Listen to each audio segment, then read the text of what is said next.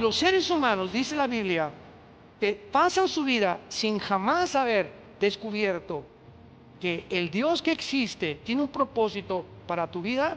Has vivido en las tinieblas, naciste en las tinieblas, viviste en las tinieblas, alcanzaste y fuiste presidente. Jesucristo dijo: ¿de qué le sirve al hombre ganar el mundo si pierde su alma?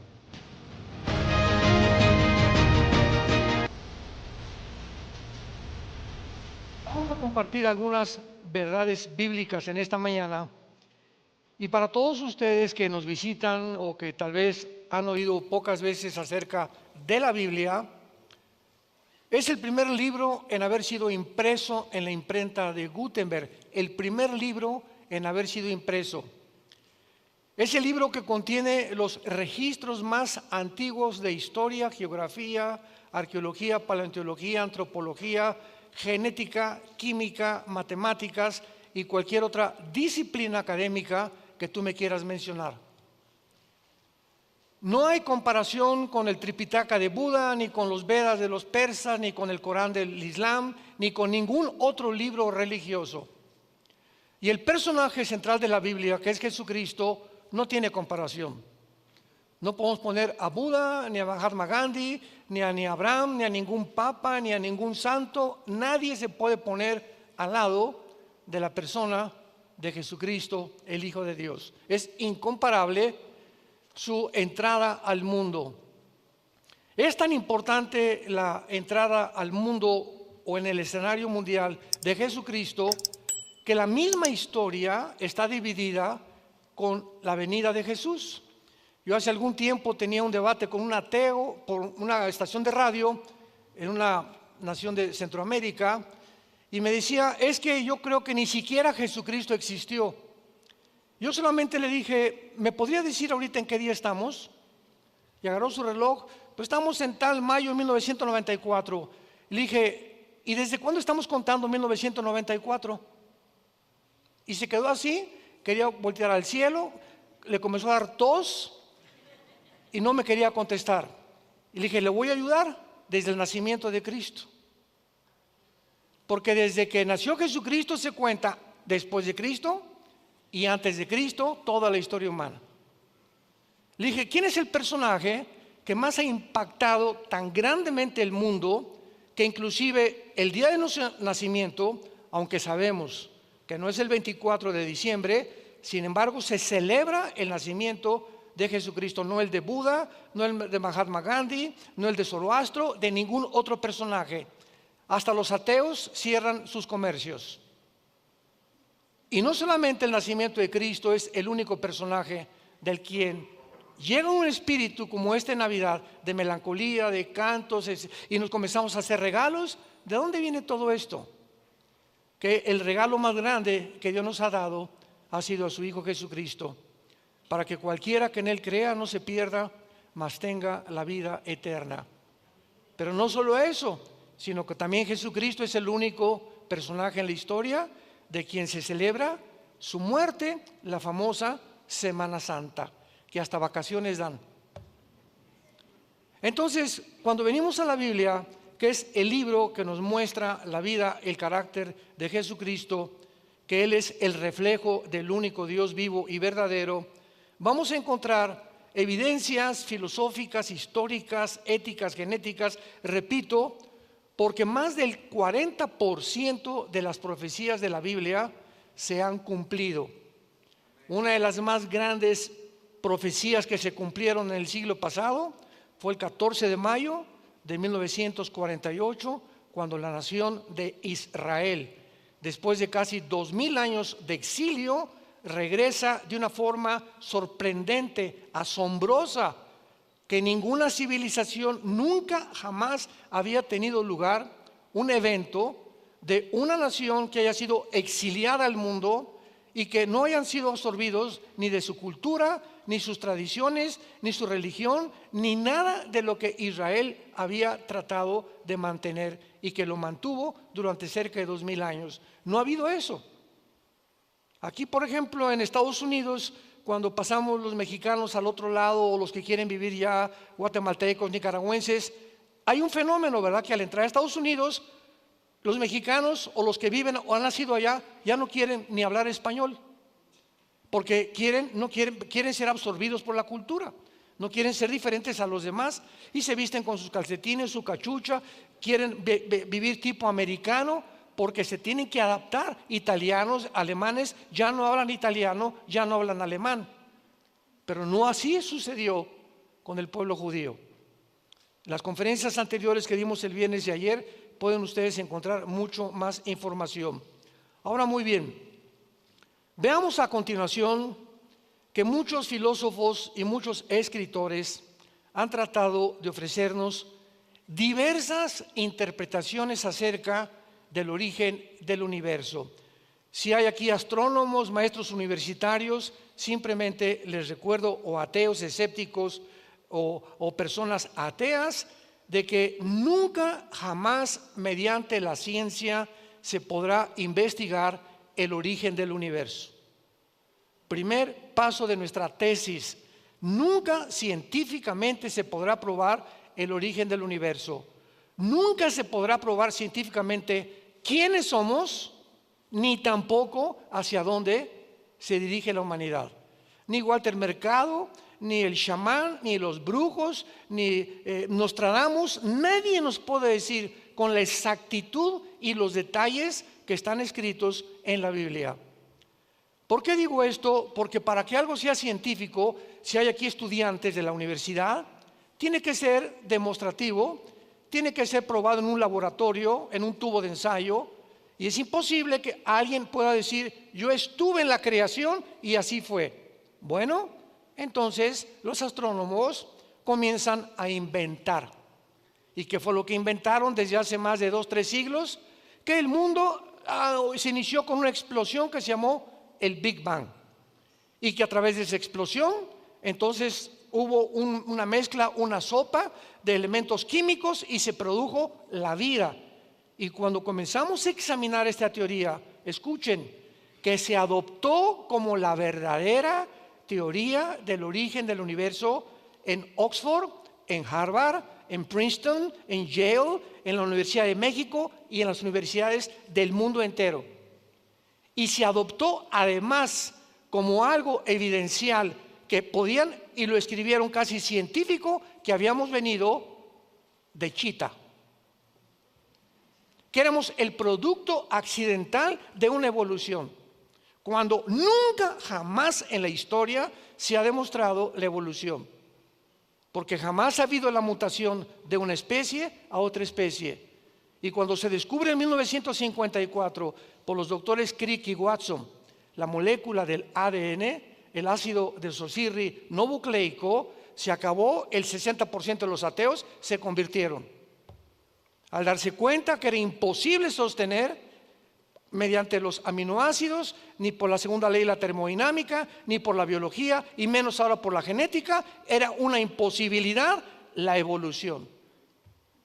Y se seguía enseñando en las universidades. Entonces vemos nosotros un mundo, ¿verdad?, completamente confundido, donde los científicos también postulan teorías que no pueden tener ningún sostén científico. Si alguien te dice comenzó por una explosión el mundo y el universo, ¿quién produjo la explosión? Y vamos a seguir con esta línea, como decíamos ayer. Y si hubo una explosión, ¿acaso la materia produce el pensamiento o la conciencia?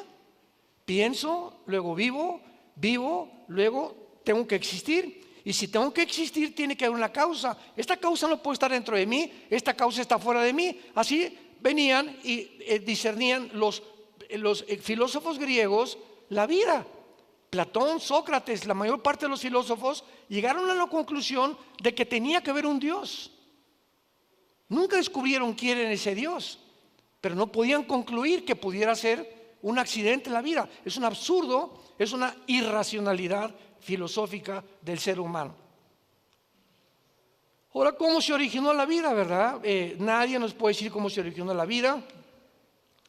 Hace algún tiempo hubo un doctor llamado Sigmund Freud que comenzó a tratar, después de que rechazó la Biblia cuando era joven, de investigar realmente el problema de la conducta, de la mala conducta del ser humano.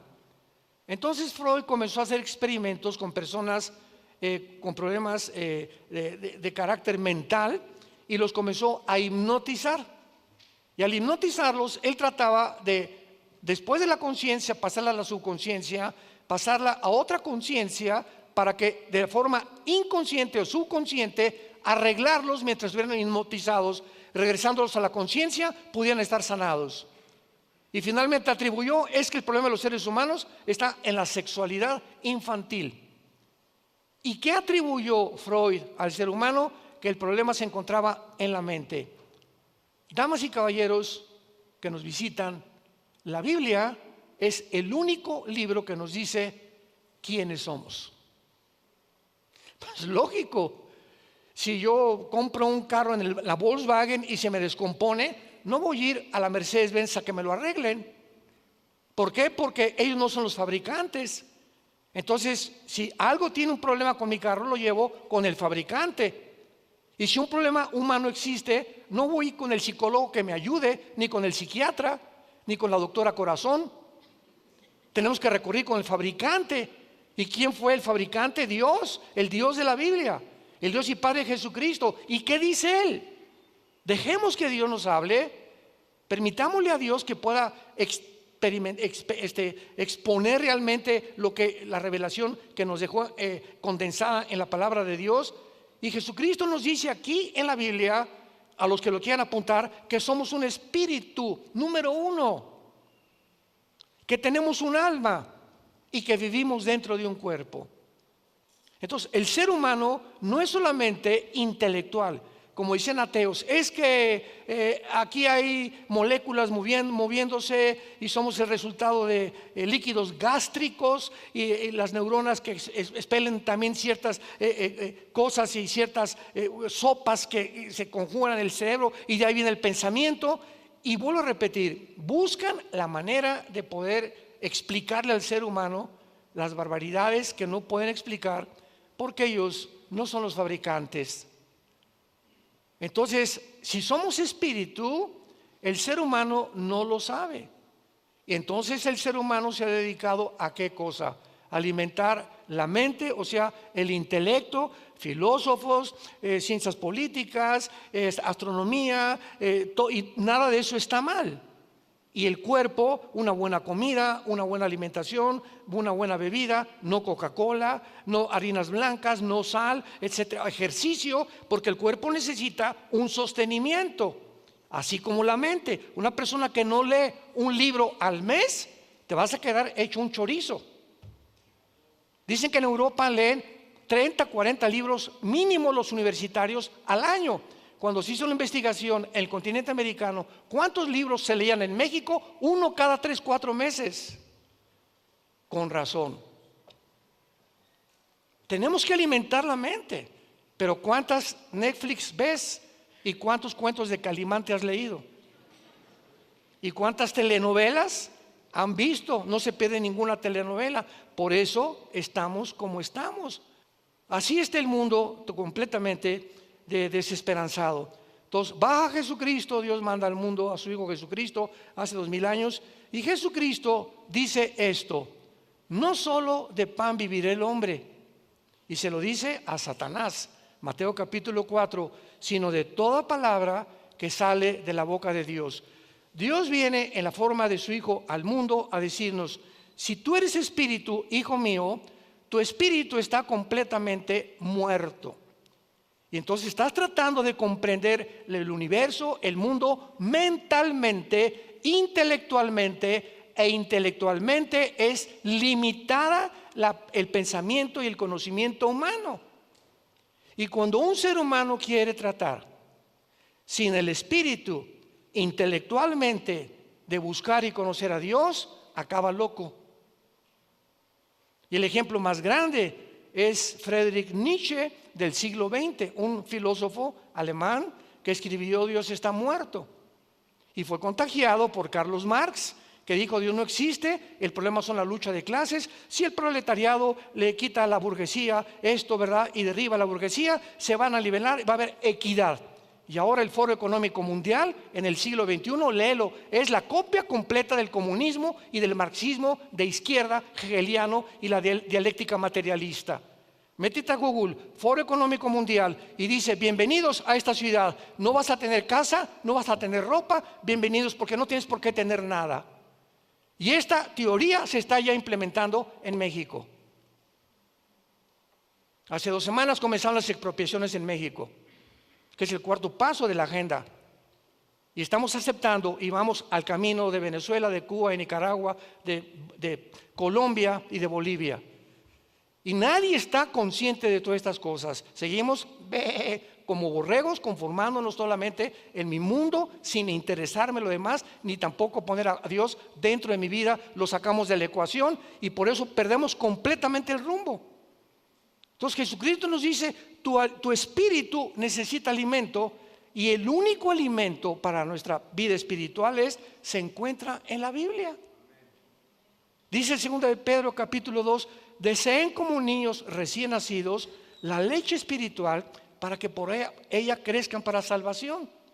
Entonces, si tú no tienes contacto con la Biblia, pues eres muy inteligente y esto y el otro, y vas a llegar un momento en el que con tanto conocimiento intelectual no vas a entender ni quién eres. Y se llegan ahora las personas más influenciables, más multimillonarias y los filósofos más grandes del siglo XXI a reunir en Davos, Suiza, una vez al año, con todos los exmandatarios, exsenadores, pensadores, filósofos, y acaban de declarar en el Foro Económico Mundial que somos dioses. Que somos dioses. Y que la Biblia no existe ni Cristo existe.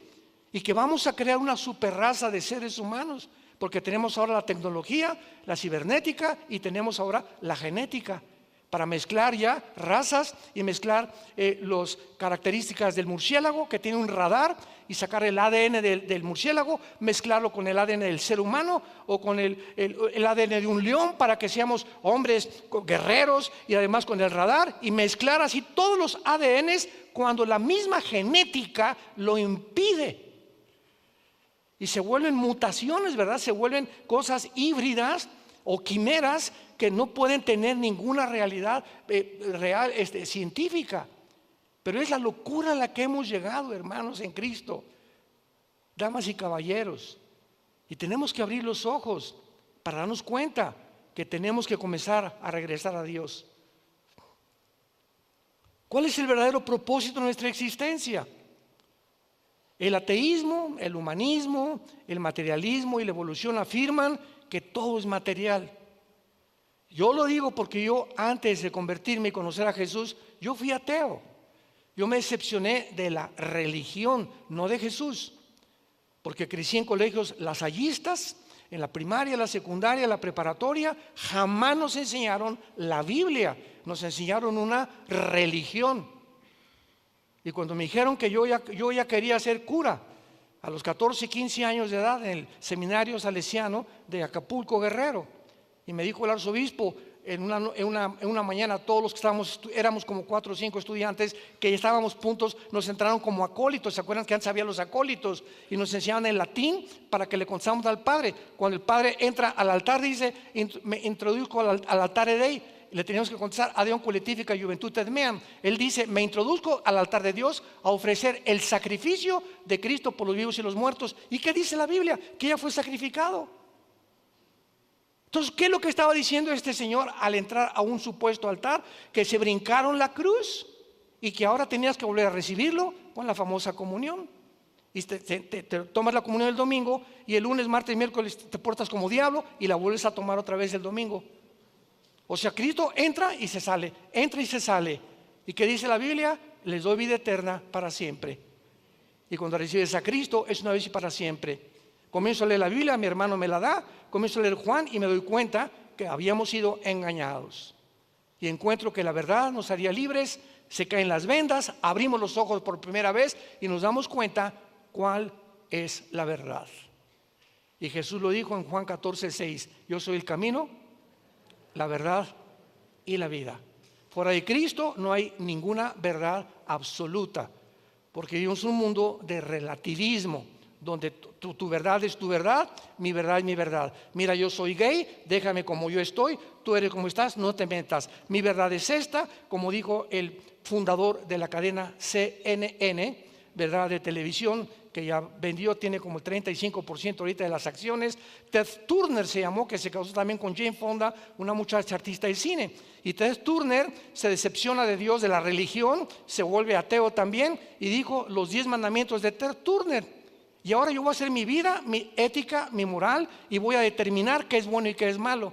Y lo que él dijo es a lo que el mundo ha llegado con el movimiento LGTB, con la ideología de género, que ahora están las escuelas públicas enseñándoles a nuestros hijos menores de edad que se masturben a los 5 o 6 años de edad, que se usen los baños de las mujeres igual que el de los hombres, que en los Juegos Olímpicos juegue una luchadora mujer con un luchador hombre porque el hombre es transgénero, como la italiana que casi la noquean ahora en los Juegos de París. El mundo está completamente desarticulado, ha perdido la brújula, porque le han dicho a Dios, no te metas con nosotros, somos lo suficientemente inteligentes para poder determinar qué cosa es bueno y qué cosa es malo. Tenemos ateos como Carlos Marx, Sigmund Freud, Nietzsche, Bertrand Russell, que dijo, bueno, pues es que jamás se podrá llegar a la verdad. Y cuando descubrimos a Bertrand Russell tenía 5 esposas y 2 amantes. Jean-Paul Sartre, el padre del existencialismo, fue mi ídolo en los 60, 70, cuando yo era ateo. Sartre escribió El muro y la náusea. Esos libros yo me los devoraba cuando era joven. Y en uno de sus libros, en el muro, dice Jean-Paul Sartre, veo un muro donde yo estoy tratando de poder determinar cuál es mi propósito en la vida. Porque ya negué a Dios y si no hay Dios, entonces ¿qué hay? Y pone ahí, me estrellé contra el muro porque no puedo brincar ese muro al otro lado. Y dice Sartre, yo sé que al otro lado hay algo, pero no puedo verlo. Y lo que él estaba diciendo es, he descubierto que estoy limitado, que por más inteligente que yo sea, no voy a poder comprender a Dios. Es necesario que Dios se revele a mi mente, porque por medio de mi intelecto nunca lo podré comprender, que es exactamente lo que la Biblia dice. Y su hija antes de morir le dice a Sartre, papá, ¿qué es lo que te pasa? Y Sartre le dice antes de morir a su hija, hija, ¿sabes cuál es mi tragedia? Que he tratado de vivir toda mi vida luchando contra alguien que no existe. Entonces perdí mi propósito de la vida. ¿Cómo es que gasté mi vida tratando de demostrar que alguien no existe? Si no existe, pues no existe y voy a vivir. Pero ¿por qué trato de convencer a las demás personas que no existe? Perdí el tiempo. Y como dijo el gran filósofo francés, que igual que Laplace y que Klepper, etcétera, etcétera, que llegó un ateo y le dijo, mira, Dios no existe. Y le dijo este filósofo francés, que era cristiano, mira, lo único que te puedo decir yo es que si tú te mueres, dice la Biblia que te vas al infierno. Y si yo me muero, dice la Biblia que Jesucristo viene por mí para llevarme al cielo. Entonces, vamos a suponer este cálculo. Si tú te mueres, yo no pierdo nada, ¿verdad? Porque dices que no existe nada. No hay Dios, no hay infierno, no hay cielo. Pero si tú te mueres y yo tenía razón, ¿qué amolada te vas a llevar? Prefiero creer a no creer. Siguiendo una línea elemental de lógica filosófica natural. Ahora, ¿existe alguna moral absoluta? El mundo que vivimos dice que no hay ninguna verdad absoluta. Al contrario, todas son especulaciones, ¿verdad? Vuelvo a repetir, tu verdad no es mi verdad, no hay una verdad absoluta. Todo es de acuerdo a la perspectiva en la que tú percibas el mundo y el cosmos, etcétera, etcétera. Entonces, cada quien, como dice la Biblia, como ovejas nos hemos cada quien salido del corral, y unos piensan esto, otros, tratando como seres humanos limitados, frágiles que somos, vulnerables, tenemos que morir, la vida es cortísima y pasamos el mundo como dioses. Estoy en un mundo que no entiendo, un cosmos que no sé ni por qué nací, pero yo sé que las respuestas están en mí. No puede haber alguien fuera de mí que me dé explicación de por qué soy como soy. Y esas personas así mueren exactamente, dice la Biblia, igual que como mueren las vacas. igual que como mueren los animales. ¿A qué me refiero? Los animales se despiertan, comen su comida, su cena, y se levantan, comen, otra vez, duermen y otra vez, y así pasa su vida. Y los seres humanos, dice la Biblia, que pasan su vida sin jamás haber descubierto que el Dios que existe tiene un propósito para tu vida. Has vivido en las tinieblas, naciste en las tinieblas, viviste en las tinieblas, alcanzaste y fuiste presidente, y 5 compañías como Steve Jobs, el que fundó la famosa red de Apple, muere y dices que con todos los millones que yo tuve, murió de cáncer porque buscó brujos para que lo curaran. Dice Steve Jobs, jamás se puede descubrir la verdadera razón por la cual existí. ¿De qué me sirvió ser multimillonario? Jesucristo dijo, ¿de qué le sirve al hombre ganar el mundo si pierde su alma? ¿De qué te sirvió ser y tener el poder que pudiste adquirir y el dinero que alcanzaste? Y ya fuiste diputado, y ya fuiste gobernador. ¿Y después qué? ¿Que no sabes que la vida se te tiene que acabar? Y cuando se te acabe la vida, ¿qué es lo que vas a poder abrir al abrir los ojos? ¿La condenación eterna o el cielo que Jesucristo viene por nosotros? Y tenemos una sola vida para decidir lo que queremos hacer con nuestra vida. Ahora muy bien, en Juan capítulo 17, que es una de las oraciones más maravillosas que se encuentran en la Biblia, Jesucristo ora al Padre antes de morir. Y podemos contestar en este pasaje realmente cuál es el propósito por el cual tú y yo nacimos. A los jóvenes se les enseña, hijo, busca una profesión donde hagas dinero. ¿No es cierto? No, papá, quiero ser futbolista. Pues mira, va a estar muy difícil, que ser como Messi o como Cristiano Ronaldo, ¿verdad? Te vas a morir de hambre. Quiero ser músico. No, pues mira, búscate una profesión donde hagas dinero. Siempre estamos impulsando y motivando a nuestros hijos el dinero, el dinero, el dinero. Y cuando esos padres se mueren, los hijos como alacranes están esperando que se muera el viejo para ver qué herencia les dejó. Y cuando tú te mueras y les dejaste $5 millones a tus hijos y todo lo que tú trabajaste, ¿para qué lo hiciste? Para dejárselos a hijos tuyos, a una herencia que tú dejaste, que nunca les hablaste de la vida eterna ni el propósito por el cual vienen a vivir. Tú le dejas a un hijo tuyo dinero, ese hijo se va a echar a perder y se convierte en una maldición para su vida. Pero si tú te mueres y tus hijos no tienen ni un petate donde acostarse, pero con la seguridad que tu hijo, mi Panchito y mi Carmelita, tienen a Jesucristo, te mueres en paz porque Dios se va a encargar de ellos. Y Dios los va a bendecir tarde o temprano.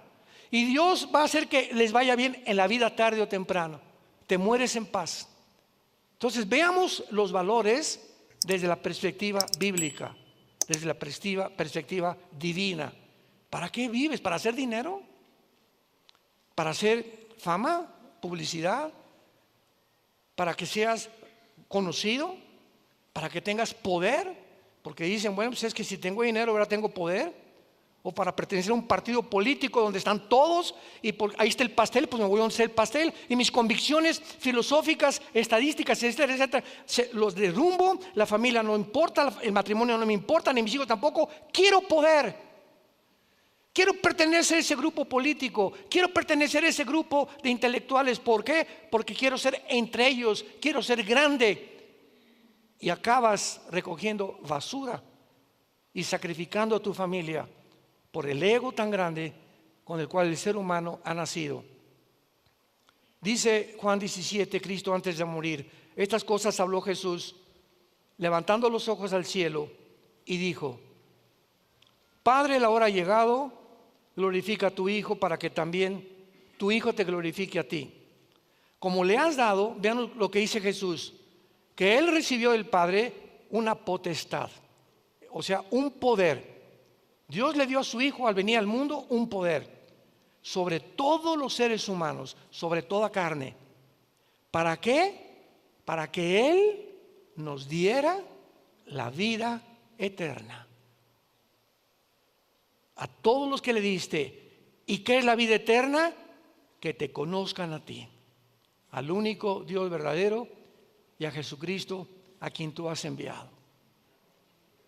Dios manda a su Hijo para decirnos: diles que son peregrinos, que somos extranjeros y estamos habitando un mundo temporalmente, y que la vida no se acaba con la muerte. Y yo tengo que demostrarles que la vida no se acaba con la muerte. ¿Y qué hizo Jesucristo? Es crucificado, muerto, enterrado y resucitado a los 3 días. Y la resurrección de Cristo es la base fundamental, el bastión del cristianismo. El cristianismo no podría existir si Cristo no hubiera resucitado. Porque si no hubiera resucitado, hubiera sido como todos los grandes líderes religiosos que acabo de mencionar, que hay en la tumba de Buda, ahí está la tumba de Mahatma Gandhi, ahí está la tumba de Mahoma, ahí está, pero ve a Jerusalén y está la tumba de Jesucristo vacía. Y no solamente eso, sino las pruebas históricas que existen de la resurrección de Jesucristo. Entonces, si Jesucristo no resucitó, nosotros tampoco vamos a resucitar. Y si no hay resurrección de muertos, comamos, vivamos. ¿Para qué le soy fiel a mi esposa? El que no tranza no avanza. Aquí se trata todo de hacer dinero. Pues voy a chantajear, voy a defraudar, no voy a pagar mis deudas, voy a tratar de tener amigos por intereses políticos o económicos nada más. Voy a tratar de abrirme paso a como dé lugar. No me importa que sacrifique a mi familia, porque solamente soy yo. Hago mi jaula a mi alrededor y me meto en una pecera donde solo yo existo. Mis propósitos, mis intereses y los demás a mi alrededor, no me importa nada. Y viene Jesucristo y nos rompe esa cápsula en la cual nos habíamos encerrado y nos dice: el secreto de la vida no está encerrarte en ti, sino en vivir para los demás. En vivir para los demás. Yo no vengo a que ustedes me sirvan. Yo, el creador del universo, de las galaxias, de las estrellas, de los peces, de las hormigas, de los pájaros, de los seres humanos, de todo lo que existe, vengo a hincarme delante de ustedes y lavarle los pies y decirles que los amo y que mi resurrección es la prueba más grande que ustedes también van a resucitar. Y si Jesucristo no hubiera resucitado, no tendríamos ninguna garantía de que hay vida después de la muerte. Esta es la vida eterna, que conozcamos a Dios.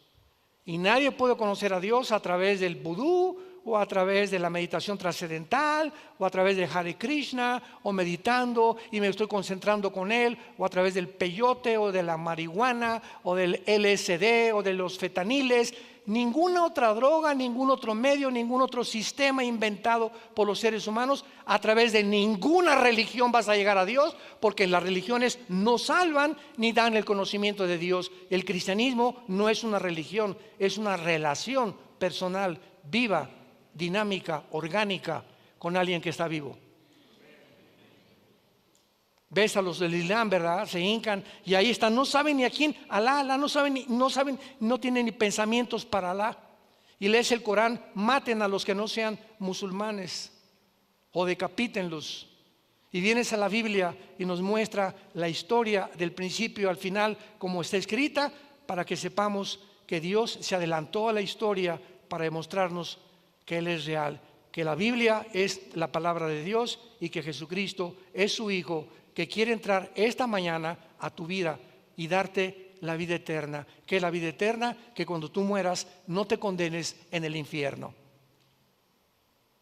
Cristo habló más veces del infierno que del cielo, y habló más veces de los demonios que de los ángeles. Era tan grande la preocupación, y Cristo en Getsemaní, saliéndole sangre por las capilaridades de su piel, que Él sabía que se iba en la cruz a enfrentar a todo el pecado de todos los seres humanos, a Satanás y a la muerte. Y le gritó a su Padre: si es posible, pasa de mí esta copa. Pero finalmente Él se rindió y le dijo: Padre, no se haga mi voluntad, sino tu voluntad. Porque de tal manera amó Dios al mundo, que nos dio a su Hijo Jesucristo. Entonces Dios podía enviarnos palomitas y miren, yo los amo y les voy a dar, vayan al cine. Cualquier religión salva, sigan cualquier religión, pero Jesucristo desde el cielo nos manda un mensaje. No hay manera que tú tengas contacto conmigo si antes no conoces a mi Hijo en la cruz. No hay manera de conocer a Dios si antes no conoces a Jesucristo, porque es Jesucristo el mediador, el que nos conecta con la fuente de energía. Y si tú crees esto, tienes la vida eterna. Y cuando tú mueras, morirás en paz y abrirás tus ojos y tendremos miles de ángeles a nuestro alrededor que nos llevarán a la presencia de Dios. Y ahí podrás saber, valió la pena en la corta vida que Dios me dio haber creído en el Hijo de Dios.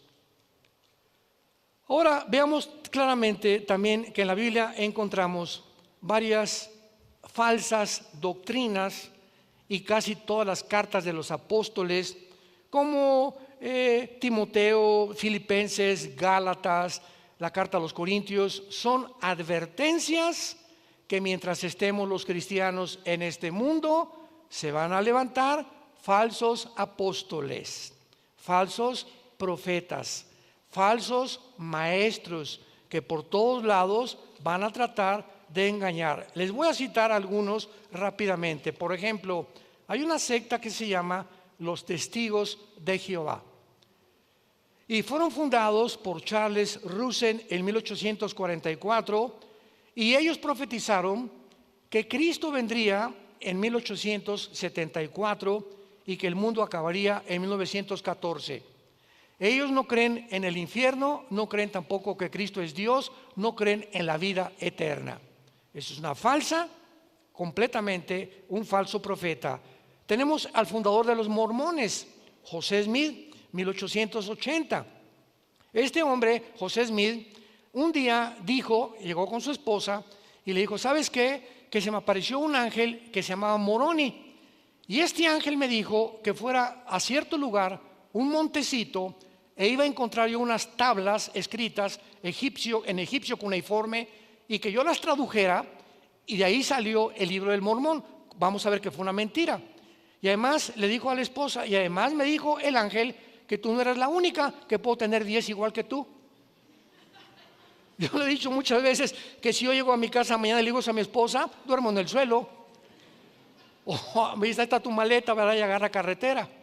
O sea, vino el politeísmo.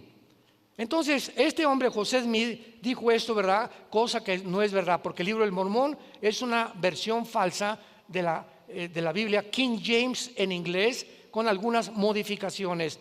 Tampoco ellos creen que Jesucristo es Dios, pero además tienen el libro del Mormón, la perla de gran precio, Doctrinas y Convenios, donde se introduce la poligamía, y fue muerto él en la cárcel, porque en ese tiempo la Constitución de Estados Unidos fue hecha y estaba prohibido tener más de 2 o 3 mujeres viviendo contigo. Lo mataron a José Smith en la cárcel. Tenemos a Jim Jones, 1978. ¿Se acuerdan de Jim Jones? Era, entre comillas, se decía pastor en California. Y entonces juntó un grupo como de 1,000 personas y se las llevó a la Guyana. Buscan, está subida en internet. Y se los llevó a la Guyana junto a Venezuela, y allá les dijo que era el milenio, que iba Jesús muy pronto a venir por ellos. Y entonces comenzaron todos a trabajar en el campo. Al año de estar ahí en la Guyana, comenzó a decirles a los hombres que sus esposas eran de él, y comenzó a tener relaciones con todas las mujeres del campamento casadas, y a tener hijos con todos. Y los hombres, de una forma incomprensible, pero comprensible espiritualmente porque eran demonios, se convencieron los hombres que él era Mesías y le entregaron a sus esposas.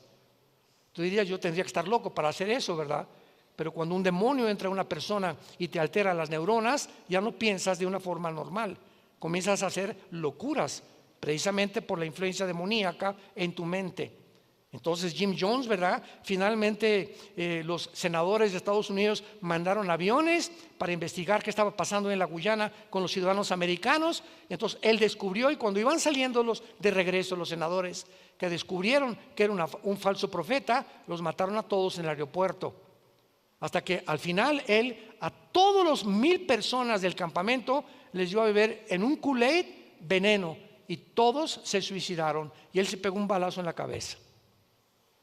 Y tenemos a David Koresh también, David Koresh 1993 en Waco, Texas, líder de la secta los Davidianos. Enseñaba que él era el ángel del Apocalipsis. Sedujo lo mismo a todas las mujeres y a los niños los violaba. Ordenó que compraran armas largas y cuando llegaron el ejército, la FBI, la policía para rodear el campamento y darse cuenta que no era un grupo cristiano, incendiaron completamente y se murieron quemados la mayoría. Y tenemos finalmente a Juan Carlos Miranda en el año 2000, líder de la secta Creciendo en Gracia. Ven en el internet Juan Carlos Miranda. Dijo primero que él era Cristo, después el anticristo. Y cuando entraba hacia el púlpito decían: damas y caballeros, Jesucristo en persona. O sea, ¿cómo puede un público, el día que Alan les diga Jesucristo en persona, ustedes van a ir a esta iglesia, ¿verdad? Venía Alan, el pastor ya se volvió loco, ¿qué le pasa? Pero ¿cómo es posible, pregunta, que haya un público que acepte esto? Nos damos cuenta que poco a poco el engaño va entrando porque los cristianos no quieren estudiar la Biblia. Y llega el momento en tu negligencia espiritual que comienzas a creer cualquier cosa, porque ya no tienes el discernimiento para saber quién es verdadero y quién es falso, porque no te ha gustado nunca estudiar las Sagradas Escrituras. Y finalmente tenemos también extremos en las profecías bíblicas. Por ejemplo, hace algún tiempo oí que no sé cuántos se acuerden de las famosas lunas de sangre. ¿Se acuerdan? Que fueron las famosas lunas de sangre, y comenzaron las redes sociales que Cristo ya venía, que esto y que el otro, y que era la señal y que era el cumplimiento de Joel 2, 30 y 31. Vean lo que dice Joel 2, 30 y 31 en el Antiguo Testamento. Dice así: y daré prodigios en el cielo y en la tierra, sangre, fuego y columnas de humo. El sol se convertirá en tinieblas y la luna en sangre antes, por el amor de Dios, subraya esa palabra. ¿Cuándo va a suceder eso? Antes que venga el día grande y espantoso de Jehová, que es la segunda venida de Jesucristo. Entonces, ¿cómo pueden adelantarse, verdad, de que ya Jesucristo iba a venir cuando ni siquiera estamos en la segunda venida, cuando ni siquiera el anticristo ha surgido? Vinieron las vacunas y nos llegaban pero cantidad de correos. Oiga, ¿la vacuna es del anticristo? ¿Es la marca del anticristo? Le dije: cabeza de melón. ¿No has leído Apocalipsis capítulo 13? Sí. ¿Qué dice? Que la marca del anticristo será aquí en la frente o en la mano derecha. ¿Dónde te ponen las vacunas? Aquí, hermano. Entonces, ¿cómo llegas a creer o a sugerir o a deducir que es la marca del anticristo? Pero las vacunas serán aquí y la marca del anticristo será aquí y será aquí. Tal vez un chip o alguna implantación que se haga por debajo de la piel, que pueda tener el control y tu información de quién es tu seguro social, qué enfermedades tienes, etcétera, etcétera. Y tú vas a llegar a una tienda a comprar un coche, a vender una casa, y no podrás hacer ninguna transacción hasta que tú puedas pasar por ciertos aparatos como están actualmente en los aeropuertos ya en el mundo entero, y pueda detectar quién eres. Y cuando tú tengas la marca, tu condenación está completamente asegurada, porque las personas que se marcan con la marca del anticristo no tendrán salvación. Lo dice Apocalipsis capítulo 14. Entonces tenemos que abrir los ojos. Igual el anticristo. Ahorita que entraron ya los islámicos a Siria, me llegaron correos anoche a las 11, 12 de la noche, me despertaron. Ya ni la muelan de despertarme. Oiga, este señor Al-Galani, el nuevo líder ahorita de los yihadistas ahí en Siria, te están diciendo que es el anticristo. ¿Qué dice la Biblia del anticristo? Que va a surgir cuando se junten 10 naciones, 5 de Europa, ya lo hablamos ayer, y 5 del Medio Oriente. Y una vez que haya un G10 de naciones, 5 de Europa y 5 del Medio Oriente, porque Europa va a quedar sola, Estados Unidos va a caer tarde o temprano, Rusia va a caer, va a quedar como un pollito desamparado. Europa va a tener que pedir el petróleo al Medio Oriente, y se van a unir Europa con el Medio Oriente. Y cuando esta unión haya, y la leamos en los medios de comunicación, de uno de estas 10 naciones saldrá el anticristo. Y lo hemos repetido tantas veces, lo enseña la Biblia por todos lados. Y el anticristo va a ser islámico, va a ser musulmán.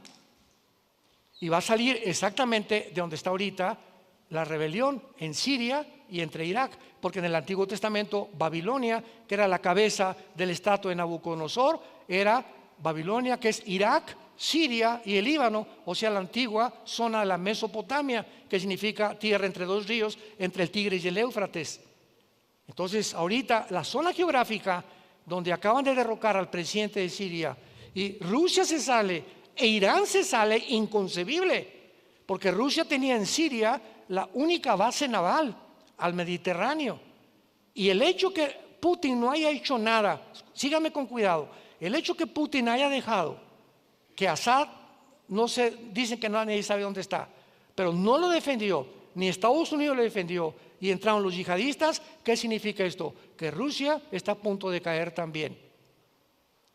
Pero acuérdense cuando cayó el comunismo en 1991, que Mikhail Gorbachev dijo, es que teníamos desde los 80s, 10 años, con una vida de bluff. La Unión Soviética era una fachada, donde todo el mundo, Rusia y el poder, estábamos en la pobreza, dijo Gorbachev. Sacamos a Dios y nos alejamos del capitalismo. Y ahorita igual en sus últimos, Putin, voy a usar las bombas nucleares y voy a hacer esto por el otro. ¿Y por qué le pidió 25,000 soldados a Norcorea hace como 3 o 4 semanas? Porque no ha podido con la guerra de Ucrania. Porque no ayuda ahorita y defiende la única base naval que tiene, porque es puro bluff, nada más. El poder de Putin es la guerra nuclear. Y si llega a usar las bombas nucleares, entonces sí, seguramente va a ser la causa de la caída de Washington. Solamente falta un misil nuclear a Washington para que solamente la ciudad de Washington desaparece el gobierno de Estados Unidos. Una bomba en Moscú, desaparece toda la Unión Soviética. Entonces estamos en un mundo de una confrontación donde todas las piezas están acomodando y la Biblia nos dice exactamente cómo vamos a llegar hasta el fin para que tengamos paz. Para que en esta mañana te arrepientas de tu vida. Para que en esta mañana consideres que tú no tienes la garantía, ni yo tampoco, de que mañana vamos a amanecer. Nuestra vida siempre pende de un hilo. Un infarto al corazón, de repente te sientes muy bien y vas al doctor. Discúlpeme, don Pancho, pero la radiografía dice que usted está lleno de cáncer. Una embolia cerebral, una bala perdida, un accidente de tránsito. Ni tú ni yo sabemos que mañana vamos a vivir. La Biblia dice, como tú no sabes y tu vida es tan inestable y tan incierta, acuérdate y no te endurezcas cuando oigas su voz. No se endurezcan cuando ustedes oigan la voz de Dios. Y esta voz que es a través de la Biblia, yo no soy la voz de Dios, es la Biblia. Yo cito y les digo lo que dice la Biblia. Yo no soy profeta ni apóstol. Soy un simple pastor que comparto este mensaje hace 47 años para decirles a ustedes, este libro dice, no digan, el pastor dijo, la Biblia dice que te arrepientas por cuanto Dios ha establecido un día en el que va a juzgar a los vivos y a los muertos. Va a haber un juicio y todos los hombres y presidentes y dictadores y criminales y violadores van a ser juzgados. Y si murieron aparentemente sin ser encarcelados, en la otra vida no se le escapan a Dios, porque la Biblia dice, Dios no puede ser burlado. Así que esta es tu oportunidad que tú tienes de venir a la cruz. Ven a la cruz en esta mañana, arrepentido, sinceramente en tu alma, y dile a Cristo estas palabras con tu rostro inclinado. Dile, Padre Santo que estás en el cielo. En silencio lo puedes hacer. Te doy las gracias por haber hablado a mi corazón en esta mañana a través de la Biblia y hacerme consciente que no he vivido según tu agrado, que he vivido demasiado centrado en mi persona, olvidándome que hay otra vida después de esta vida. Creo con todo mi corazón que hace 2000 años tu santo Hijo Jesucristo abrió sus brazos en esa cruz y derramó su sangre preciosa como el antídoto, como la medicina para mi pecado. Me arrepiento sinceramente y me quiero volver a ti. Reconozco que el camino donde me encuentro es un camino que tarde o temprano me conducirá a la muerte. Quiero regresar a ti, Señor, y te pido que entres a mi corazón, porque creo que a los 3 días, después de haber sido muerto y crucificado y enterrado, resucitaste para que en esta mañana me recordaras que algún día volveré a vivir contigo. Entra a mi vida, Jesús, en este instante como mi Señor y mi Salvador. Te recibo y te doy las gracias por darme la vida eterna. Amén. Hola, ¿sabías que puedes ver este video y otros dentro de nuestro canal de YouTube? Nada más recuerda suscribirte a nuestro canal y activar la campanita para que te puedan llegar las notificaciones cada vez que cargamos un video nuevo y puedas ser el primero en verlo y disfrutar de todo nuestro contenido. Cuando oyes la palabra de Dios separa el alma del espíritu. Y ahora Dios, que es espíritu, se comunica a nuestro espíritu, no al alma. Y una vez que recibimos la comunicación en el espíritu mediante la Biblia, le pasamos la comunicación a la mente y la mente al cuerpo.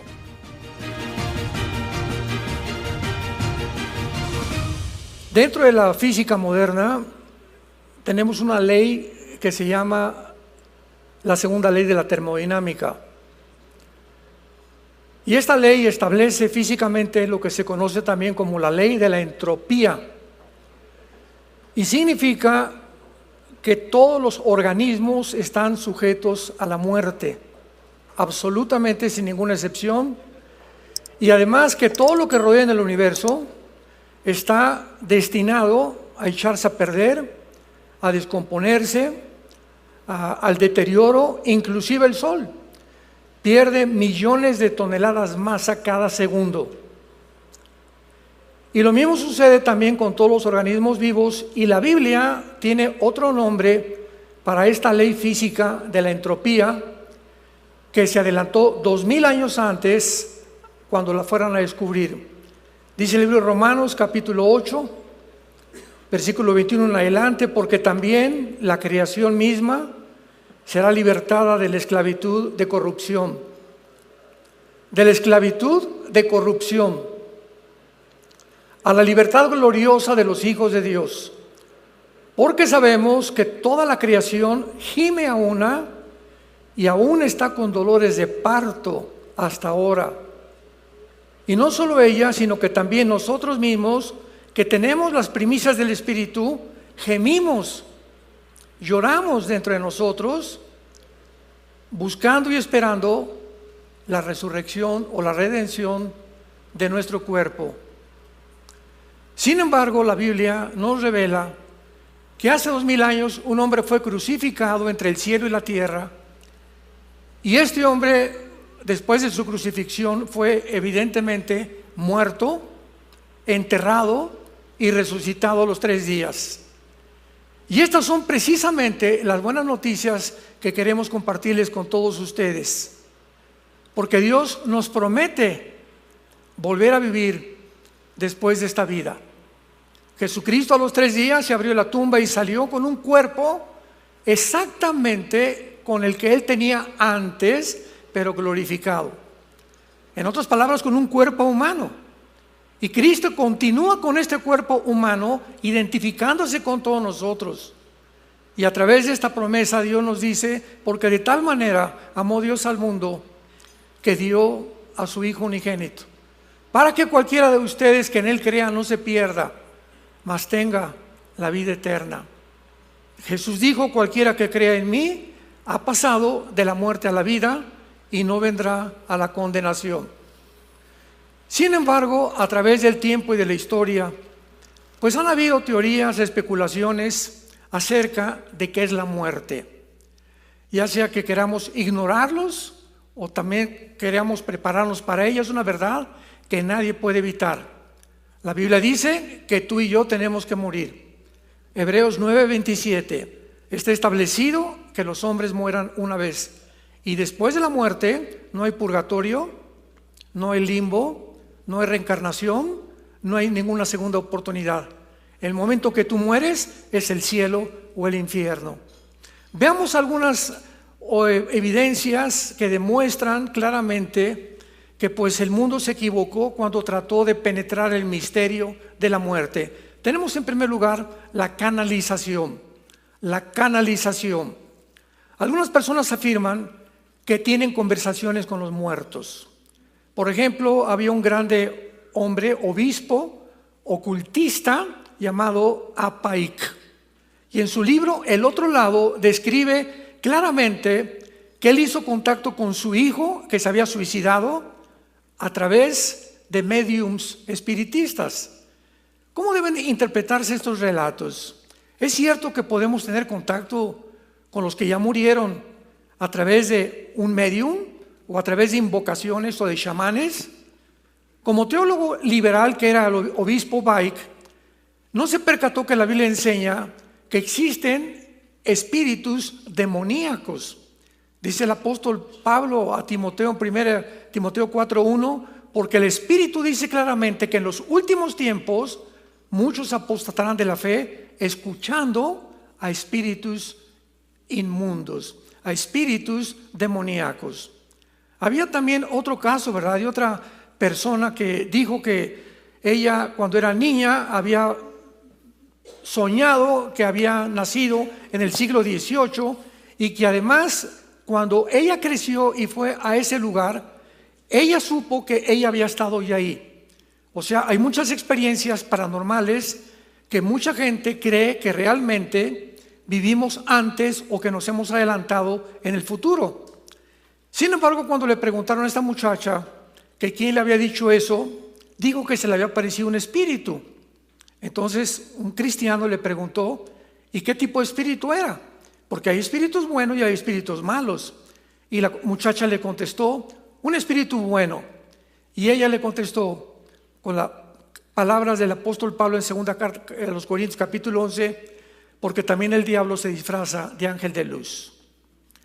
Tenemos alrededor del mundo físico cantidad de enigmas, cantidad de misterios, cantidad de especulaciones, que apariciones, que se aparece una virgencita en un árbol, movimientos en el cielo completamente extraños, como los famosos drones que aparecieron hace algunos 2 o 3 meses, o de que a alguien se le apareció un ángel o un santo o una virgen, etcétera, etcétera.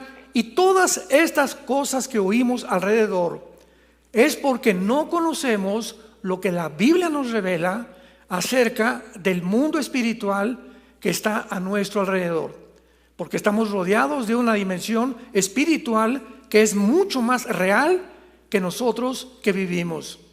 Veamos, por ejemplo, en el Antiguo Testamento a dónde iban los muertos. Hay una palabra en el hebreo que se llama Sheol, que se menciona a más de 75 veces en el Antiguo Testamento.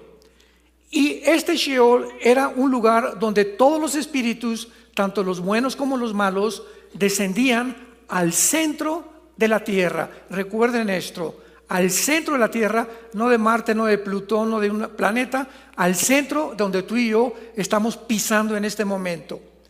Y este lugar del Sheol se tradujo el lugar de la sepultura o el lugar de los muertos.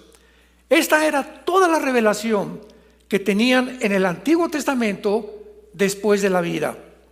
Viene el Señor Jesucristo y entonces Él nos corre las cortinas, porque la última revelación la trajo Él.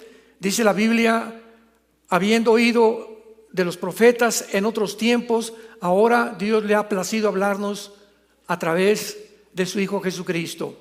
Jesucristo es la última revelación de Dios que nos trae del mundo invisible a los seres humanos para los que quieran oírlo y para los que quieran seguirlo también.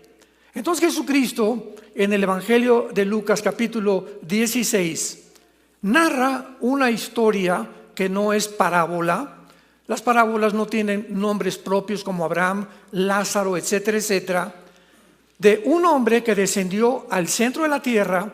Recuerden, hasta ese momento no se sabía nada más que en el centro de la tierra estaban tanto los buenos como los malos, esperando algún tiempo que apareciera el Mesías. Entonces Jesucristo narra esta historia de un rico y de un pobre mendigo, y se nos muestra claramente que descienden los dos al centro de la tierra, pero al llegar al centro de la tierra, la palabra Sheol, cuando vino la transliteración del hebreo al griego de la Biblia, que se llama la Septuaginta, la palabra Sheol en el griego se tradujo como Hades, con H, Hades, que es la palabra del Antiguo Testamento. Y dice el versículo 23, y en el Hades alzó sus ojos, estando en tormentos, y vio de lejos a Abraham y a Lázaro en su seno. Lo primero que Cristo nos revela es que ese lugar en el centro de la tierra estaba dividido. De un lado estaban los espíritus que estaban esperando la condenación eterna. No habían sido lanzados al infierno todavía. Y del lado derecho estaban lo que se llaman el paraíso o el seno de Abraham. Pero los que estaban del lado izquierdo podían ver a los que estaban del lado derecho, en el lado del paraíso, pero no podían pasar al otro lado. No había escaleras ni ningún otro medio para poder pasarse al paraíso, desde luego, porque estaban condenados. Y lo primero que se nos revela es que los que estaban en el lado del paraíso, del Hades, o lo que se llama el infierno, Gena en el griego, dice la Biblia, estaban en tormentos. O sea, el infierno es un lugar real. La gente se puede burlar, puede decir lo que quiera, puedes ahorita mascar chicle y decirte, pues estas cosas son tonterías. Jesucristo es la revelación de Dios. Y lo que Él dijo es absolutamente cierto. Estaba en tormentos. Y entonces los que estaban del lado izquierdo gritaron, o esta persona en particular, ten misericordia de mí y envía a Lázaro para que moje la punta de su dedo en agua. O sea, esta persona que estaba condenada ya en el lado del infierno, le grita a Abraham del otro lado, dile a Lázaro. Lázaro había sido el mendigo que en la vida estaba en la puerta del rico comiendo migajas. Increíble que aún en el infierno haya querido creer que ahora Lázaro seguía siendo su siervo. Dile a Lázaro que me traiga agua y que moje la lengua, que tengo muchísima sed. Y dice a continuación, porque estoy atormentado en esta llama. Pero Abraham le dijo, escuchemos, hijo, acuérdate, las personas que están en el infierno tendrán memoria. Se acordarán de todo lo que hicieron en la tierra, quiénes fueron sus padres, quiénes fueron sus hijos, como lo vamos a ver más adelante. No han perdido tampoco la conciencia de quiénes serán. Hijo, acuérdate, le dice Abraham, que recibiste bienes en la vida y Lázaro también, males, pero ahora este es consolado aquí y tú atormentado. Además de esto, una gran cima está puesta entre nosotros, de manera que ustedes no pueden pasar para acá, ni nosotros mucho menos para allá. Entonces el condenado le dijo, te ruego pues, Padre, que le envíes a la casa de mi padre, ahí en Ciudad Satélite, porque tengo 5 hermanos, para que les testifique, a fin de que no vengan ellos a este lugar de tormento. Las personas que se encuentran en el infierno tendrán una angustia terrible, porque descubrirán demasiado tarde que está en una condenación eterna. Y tienen la angustia de que los que están arriba en la tierra vivos todavía, alguien vaya y les diga, las palabras de Jesucristo son fieles y verdaderas. Lo que dice la Biblia es verdad. Sin embargo, veamos lo que Abraham le contesta. Y le dice, a Moisés y a los profetas óiganlos. Él entonces dijo, no, padre Abraham, pero si alguno va a ellos de entre los muertos, se arrepentirán. Damas y caballeros, claramente la Biblia nos enseña que una persona puede ver un paralítico levantarse, porque muchos me han dicho eso. Si yo veo un paralítico levantarse, voy a creer en Dios. Si alguien en la noche se levanta y me jala los puntas de los pies y me dice: yo soy tu tío o tu mamá, arrepiéntete porque te vas a condenar, ni así se van a arrepentir. Entonces, ver un milagro va a afectar nuestras emociones, nuestros sentimientos por algún tiempo, 3 días, 4 días, pero la gente sigue siendo la misma, porque la fe es por el oír y el oír es por la palabra de Dios. La fe no es por lo que veamos, los milagros o lo que sintamos alrededor, sino por lo que está escrito. Dios escogió que el evangelio fuera el medio para que tú pudieras creer en él. Entonces Abraham continuó y le dijo, mas Abraham le dijo: si no oyen a Moisés, o sea, y a los profetas, o sea, la Biblia, tampoco se persuadirán, aunque alguno se levante de los muertos.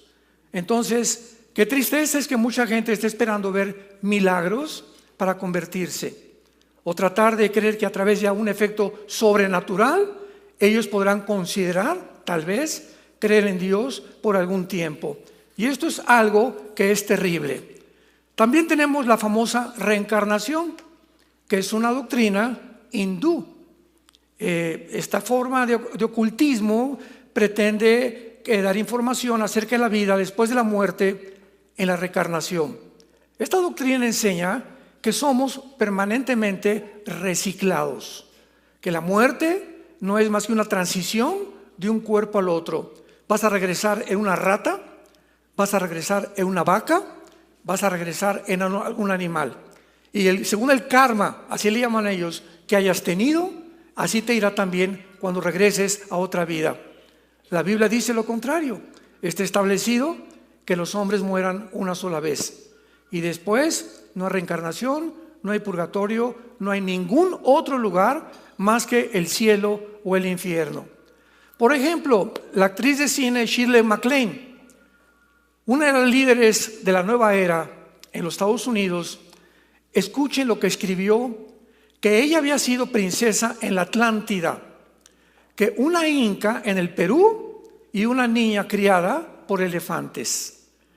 Una mujer también contó, ¿verdad?, que esas aparentes experiencias que había tenido Shirley MacLaine no eran más que el objeto de que ella invocaba a los muertos, que sus espíritus le habían hecho creer que había existido anteriormente. Y ahora hay una tercera experiencia también con la muerte, y esta es real, que Dios ha permitido que muchos seres humanos la tengan. Yo tuve una pariente, una tía de nosotros que murió, y me acuerdo que nos contó que cuando ella estaba en el quirófano, que ya estaban a punto de decir, ¿verdad?, ya se va a morir, se salió de su cuerpo. Y dice, yo me vi en el cuerpo, vi lo que estaban platicando los médicos, oí cuando se cayeron las pinzas, y cuando regresé a mi cuerpo, porque no me morí, les conté a los médicos lo que ellos platicaron y me creyeron que era algo sobrenatural.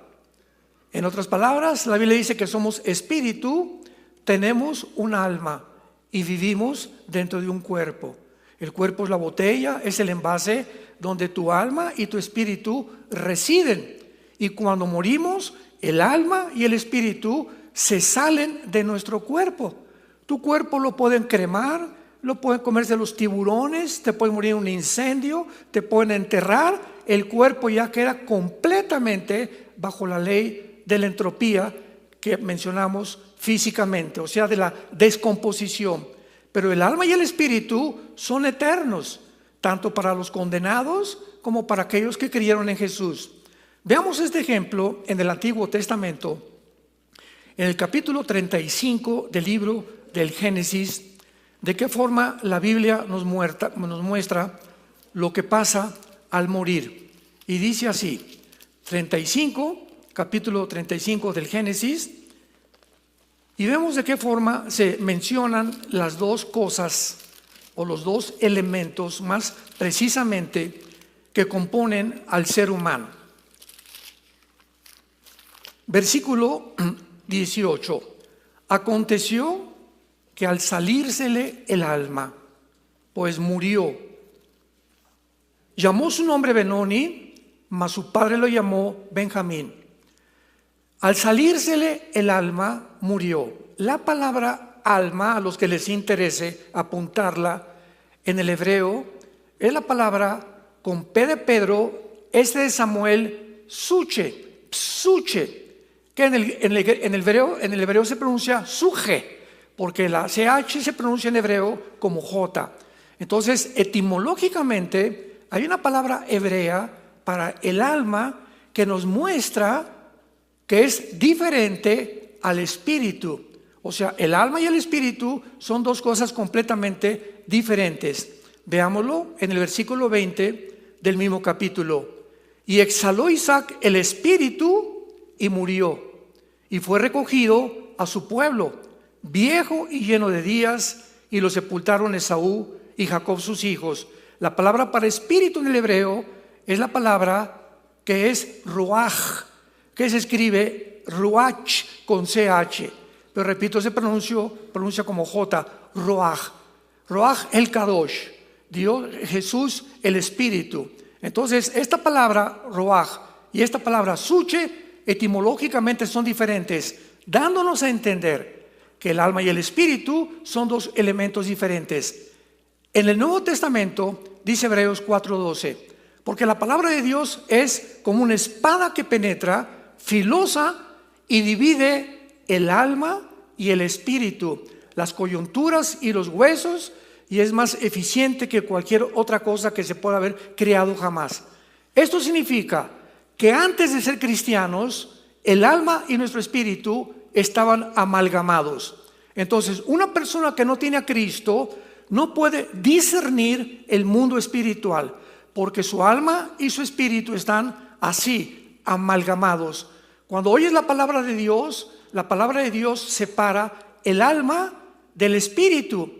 Y ahora Dios, que es espíritu, se comunica a nuestro espíritu, no al alma.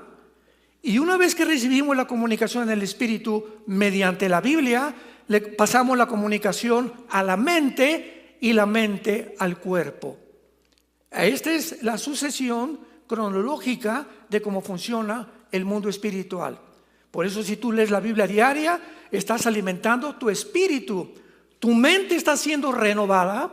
Estamos envirulados desde que nacimos. Los programas que recibimos, por ejemplo, yo en mi caso era ateo, pertenecía al Partido Comunista Mexicano, y mi sueño era irme a Cuba y armar una revolución social en México, ¿verdad? Hace como 40 años, pero era mi sueño, era muy idealista. Entonces, cuando vengo a Cristo, traía yo un programa envirulado, ¿verdad? De una ideología que es maléfica, que nunca ha funcionado, se demostró en el siglo XX. Entonces, ¿qué es lo que ha pasado? Desde ese momento, el misionero que me llevó a Cristo me dijo: Armando, tienes que renovar tu manera de pensar ahora a través de la Biblia. Entonces comencé a leer la Biblia, a memorizar la Biblia, leerla todos los días, y mientras más entra la luz, el programa anterior sale de tu mente y comienzas a funcionar como una persona normal. ¿Qué te estoy diciendo? Si tu mente no está renovada, no eres una persona normal. Y esta es la razón por qué el ser humano está bajo la psicopatía, bajo la neurosis, bajo el estrés, bajo el suicidio. Ahora ya llegaron al grado de decir: este hombre no es hombre, es mujer. La mujer no es mujer, es hombre. Y si tienes otro género que te guste, opérate, o a través de una dosis diferente de hormonas puedes cambiar tu sexo. A ese grado de descomposición y de locura ha llegado el ser humano, porque su alma y su espíritu están completamente mezclados y no disciernen entre el bien y entre el mal.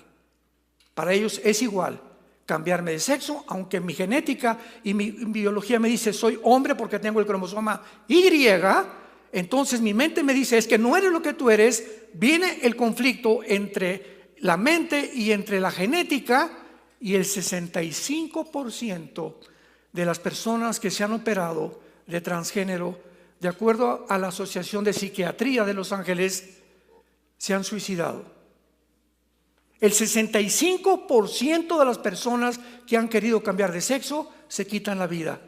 Llega un momento en que están tan locos que ya no saben lo que son. Y es un ataque satánico, devastador, como un tsunami. Viene a tu mente y te roba tu identidad. El enemigo, los espíritus, y te hacen creer que no eres la persona que Dios te creó. Entonces, estas experiencias pues son de diferente tipo y el ser humano las ha atravesado de diferentes formas. Pero ahora veamos a continuación que realmente dentro del Nuevo Testamento ya la revelación de Dios a nuestras vidas es completamente con mucha más información que antes. Veamos, por ejemplo, el destino eterno en el Hades, que se menciona como lo acabamos de ver. Te mueres, se sale tu alma y tu cuerpo, ¿a dónde se van? Te mueres hoy en la noche. Te entierran en el ataúd, la señora llega y le pone flores al ataúd, abraza el ataúd, mi Carlitos, ya está, llore y llore. Ya no estamos aquí. Ya no estamos aquí. Les voy a contar rápidamente una anécdota, un chiste muy mexicano. Porque en México se celebra el Día de los Muertos. Entonces el Día de los Muertos hay una costumbre de llevarle o comida o flores a los difuntos. Entonces en este chiste, ¿verdad? Estaba la India María en el panteón con su muertito, con olla de mole, y en eso llega la señora Pompidou con un ramo de flores. Y le dice la señora muy elegantemente vestida, India bruta, ¿cuándo crees que se va a levantar tu muerto por el mole? Y le contesta la India María, cuando venga el suyo por las flores. Tanto los indígenas como los más cultos, se podría decir, el paganismo cubre completamente a las sociedades. Es increíble que creamos, ¿verdad? Cuando eres cristiano, nunca regresas a un panteón. Ni a llevar flores, ni a hincarte a hablarle a tu muertito, porque sabes que no está ahí. Le estás hablando a las lagartijas y a las cucarachas que están alrededor. Pero tu difunto, tu persona que tú vienes a creer que te estoy viendo, ya no están ahí. Entonces es una costumbre porque ignoramos la Biblia, porque no tenemos la revelación de Dios. Entonces, qué importante es que cuando nosotros vemos estas cosas, nuestra vida es completamente cambiada. Otro invento, otra doctrina es el purgatorio. El infierno no es el purgatorio, porque ya hemos aprendido que los espíritus que entran al infierno actualmente no tienen jamás la posibilidad de salir de ahí. La doctrina del purgatorio enseña que cuando una persona se muere, su alma es purificada mediante los sufrimientos del purgatorio. Y después de algún tiempo y de acuerdo a las misas gregorianas que se ofrezcan, el difunto subirá al cielo.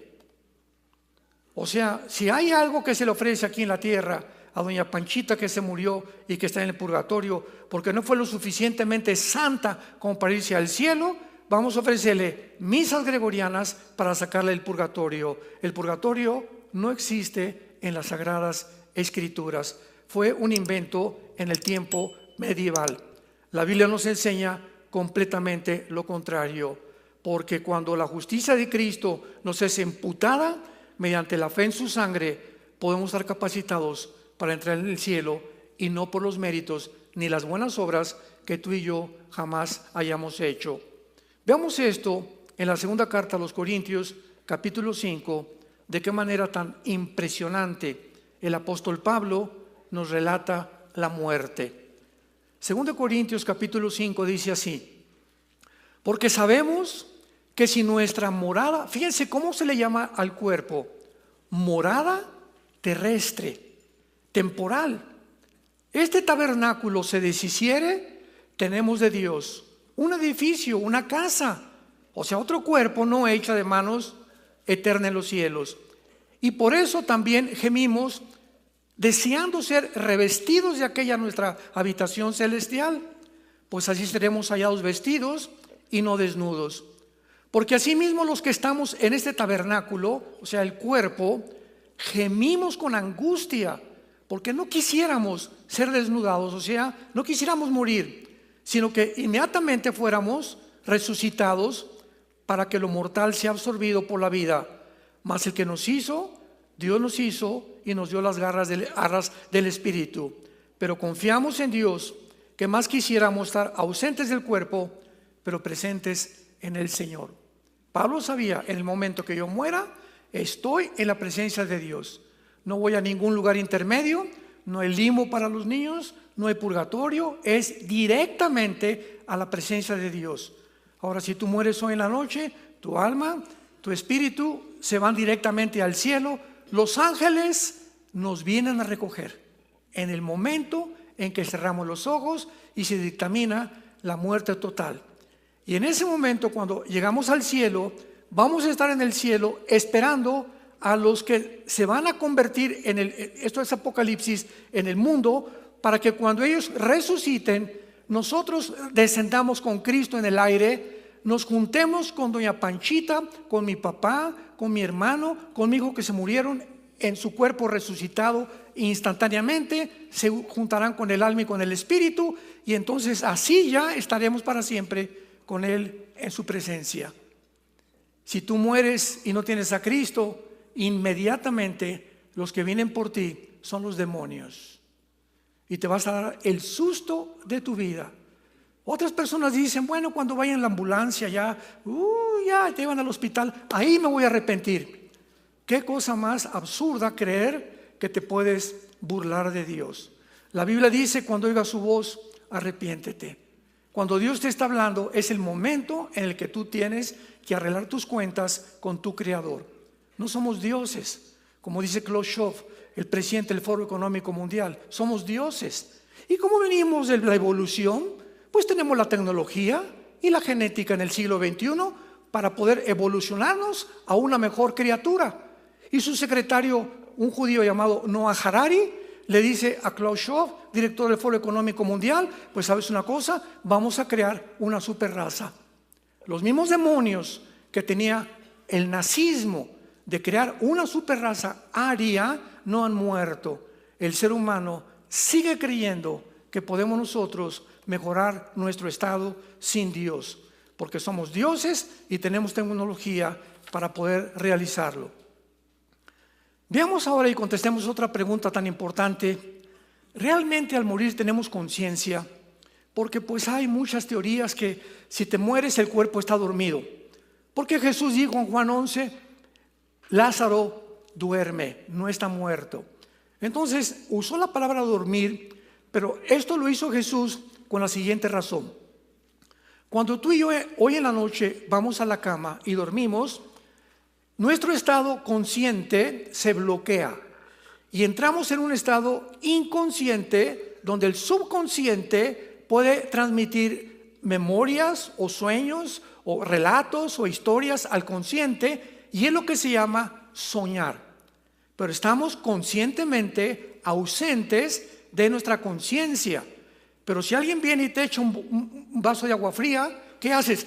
Despiertas a la conciencia, ¿correcto? ¿Me van siguiendo?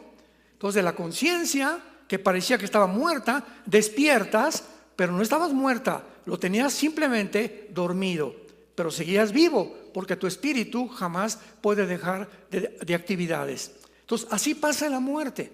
En la muerte el cuerpo queda completamente en la tumba, pero la conciencia la tenemos vigente hasta el día que Jesús venga por nosotros.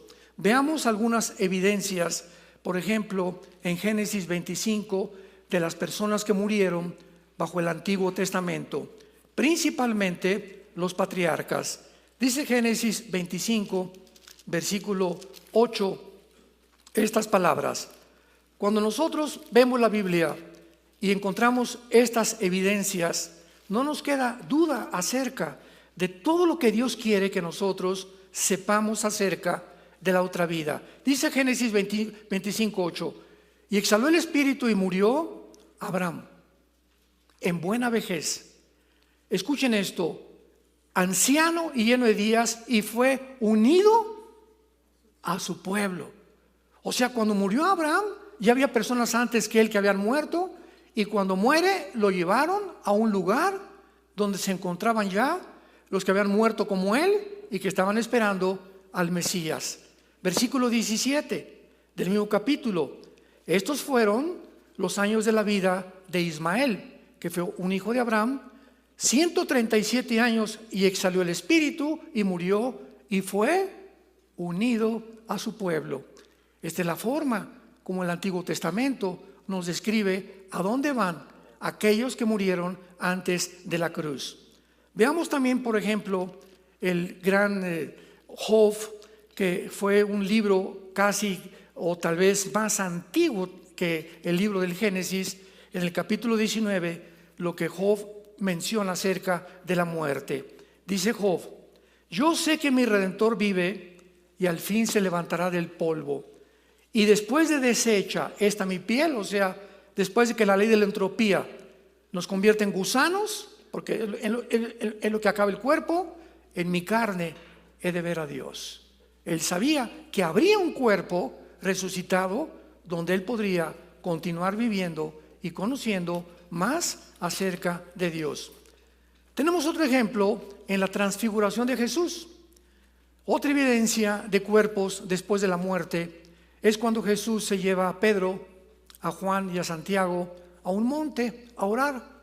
Y de repente el Señor Jesús cambia de forma, una metamorfosis total, y comienza a elevarse y aparecen junto a él Moisés y Elías. Se llama la transfiguración.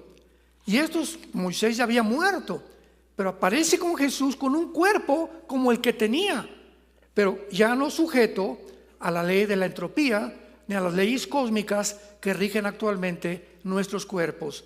Y Elías, que había sido arrebatado vivo al cielo. Los dos estaban vestidos y platicando con Jesús acerca de la próxima venida de Jesucristo. Y Pedro, Juan y Santiago, cuando los ven, sabían que eran Moisés y Elías. Pregunta: ¿qué tenían fotos de ellos?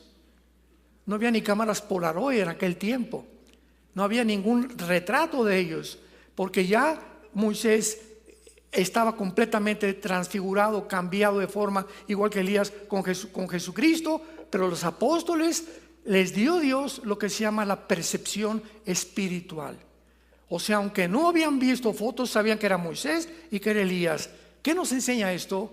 Que cuando lleguemos al cielo, tú vas a ver y vas a saber: ese es Adán, ese es Pablo, aunque nunca los hayamos conocido. O sea, por la percepción espiritual, vas a ver a tu abuelita: hola, mi Conchita, véngase para acá, y la vas a avisar, pero no va a estar viejita, va a estar con cuerpo de joven. Así que la familia va a ser completamente transformada en el cielo a comparación de nosotros. Entonces, este es otro de los ejemplos tremendos. Ahora vayamos a la primera carta a los Corintios en el Nuevo Testamento y veamos las leyes de la resurrección. Mucha gente le comenzó a preguntar a Pablo: oye, Pablo, ¿y los muertos cómo resucitan? No tenían la información que tú y yo tenemos, porque la Biblia ya está completa. Y dice Pablo en el versículo 35, escuchen la forma tan sencilla, usando ejemplos de la naturaleza que usó Jesús, ilustrándonos los misterios del reino de los cielos.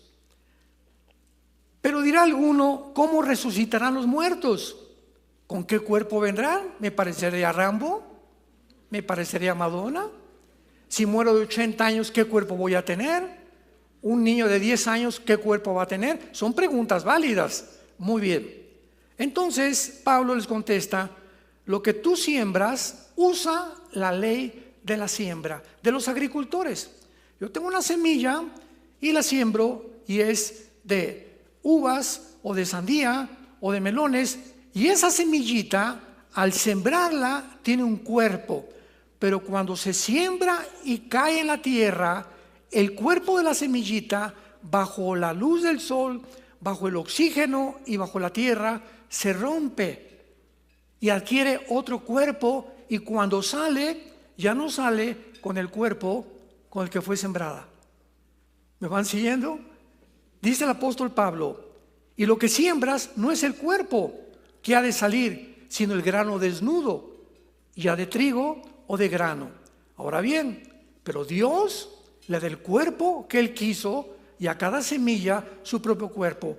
Las semillas de naranja, dice Dios, van a tener los minerales, las vitaminas diferentes a las de la uva, a las del melón, y cada semilla que tú siembras tiene un código genético, un ADN.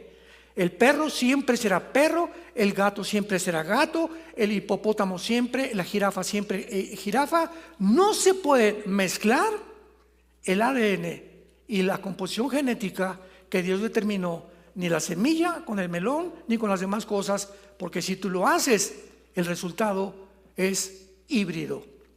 Si tú cruzas a un caballo con una burra, ¿qué sale? Una mula, y la mula nace híbrida. Ya no se puede mezclar con nada. Esta es la razón por la cual los científicos ateos actualmente están tratando de hacer experimentos con los seres humanos, con la clonación y mezclar el ADN de una araña para que se mezcle con el ADN de un humano y el humano pueda ser el hombre araña. O el ADN de un murciélago para que el ser humano tenga la capacidad del radar que tienen los murciélagos. O sea, queremos crear una super raza. De ahí viene la palabra los superhéroes, que a través de las caricaturas nos muestra Hollywood, que no es más que la ambición del ser humano por mejorarnos y llegar a un lugar, a un estado en el que podamos ser realmente superhombres. Y dice la Biblia, el versículo 39, no toda carne es la misma carne. Escuchen, una carne es la de los hombres, otra la de las bestias, otra la de los peces, otra la de las aves. El ser humano tiene un metabolismo, un sistema gastrointestinal, un sistema cardíaco, cerebro, neurológico, etcétera, etcétera, completamente diferente al león, al perro, al tigre y a los animales. Las aves tienen otro cuerpo completamente diferente, con funciones completamente diferentes para que ellas puedan volar. Y los peces debajo del mar tienen otro cuerpo completamente diferente para el medio ambiente donde Dios los creó. Dios diseñó, que es el arquitecto del universo, estos 4 tipos de cuerpos para que pudiéramos entender que Él puede crear los cuerpos que Él quiera. Y viene el ejemplo en el versículo 40. Y hay cuerpos celestiales, los cuerpos de los ángeles.